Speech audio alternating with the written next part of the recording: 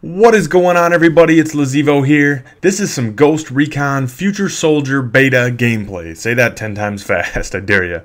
But I thought what I would do is put together some clips and some things just to represent my thoughts on the game and just let you guys know, what I think of it so far. First thing you're going to notice is I'm in the menu screen here that allows you to customize your weapons.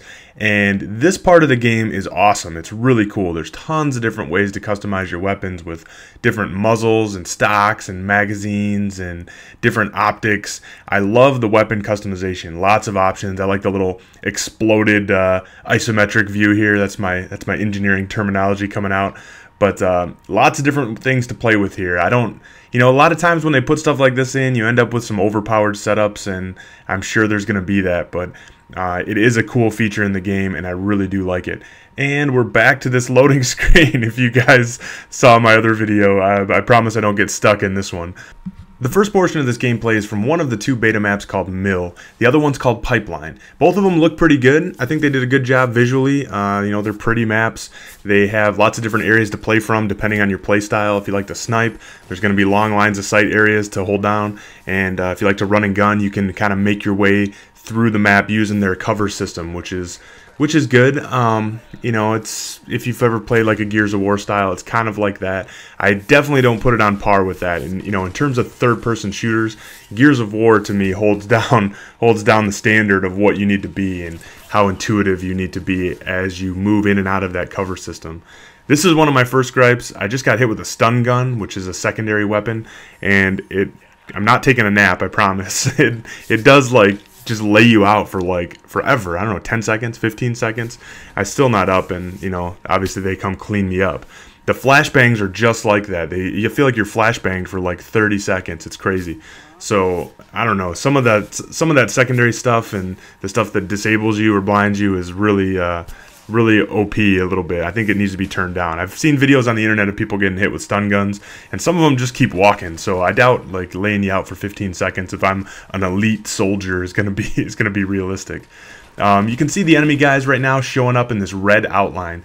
That happens when they become detected. And the way that they become detected is, I guess there's a few different ways. One of them is the engineers have a grenade, which is pretty cool. It's a neat little option. It's a secondary grenade that explodes, kind of like a little EMP looking thing.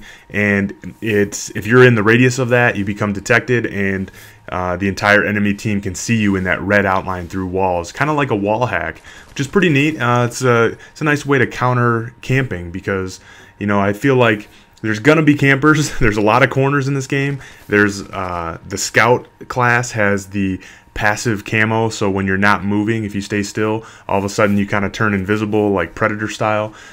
It's not too overpowered, like I said, because of the detection options, the different things that are out there. It's not gonna be, and it's not really transparent. You can see the guys still pretty good. So in my opinion, I don't think it's gonna be too overpowered. You're probably gonna end up cursing the game when you get sniped by a guy laying prone with that, though. That's just bound to happen. But there's no kill streaks or anything in this game that I can see.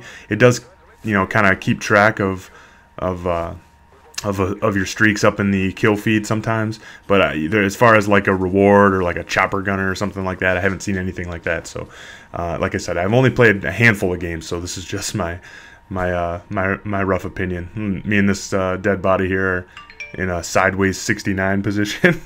I don't know what's going on there. I'm laid out again. There's another stun gun, but your teammates show up through the walls in that green outline, which is kind of nice. Kind of shows you where everything is. You can see after I die, there are kill cams, which is definitely a positive. I feel like every shooter game should have that kill cam. I agree with Woody's gamertag when he always says, when you die, you want to learn from it. You want to see what you did wrong. I don't like the Battlefield system of just kind of showing you where the guy is. I really like knowing how he was able to outplay you or outlag you if you're playing Call of Duty. But you can see in terms of fire modes, there's actually 3 different fire modes. You have a hip fire option, which is kind of like spraying from the hip. You have sort of the over-the-shoulder mode, which I think gives you a little bit better accuracy. If you click the right thumbstick, you can actually aim right down the sights. And that's kind of nice, except for sometimes I wish just pulling the left trigger would aim down the sights. I don't know about the over-the-shoulder stuff. It doesn't seem that much different than the hip fire to me. So I'd rather just go in and out of like, ADS versus hip fire. But that's just me. I don't know. That's just whatever. That's just what I like. That's personal preference. But you'll see what's going on right here is going to be a big problem in the game. Each team has the option to either spawn on their deployment or spawn on their squad mates. And right now, my team has pushed them up all the way back to their deployment. None of their team is outside of it. So we're just kind of locking it down. And this is, I've already seen people tweeting about the spawn camping in this game. It's going to be a problem. The game does have a feature where it'll give you an alternate deployment when it kind of detects this activity happening. I don't know the logic behind it, but I do know that it does start to give you alternate spawn sites, when this starts to get out of control. But this is going to be a problem, and it's happened in almost every game I've been in. And like I said, I've seen the tweets, so I already know it's out there. But all in all, this game is not bad. It's a decent break from Call of Duty or Battlefield 3, but I probably will not be buying it. Like I said, the beta is good enough for me to play around with. It's a little bit clunky. It's not as intuitive as I'd like it to be. And, that's it. That's my review of it. Maybe you'll see some more gameplay of it. I'll probably play a little bit more of the beta, but for now, that's going to be it. And I hope you guys enjoyed the video, and let me know what you think of the game. If you guys like it or hate it or just kind of so-so on it like me. That's it, guys. Thanks for watching.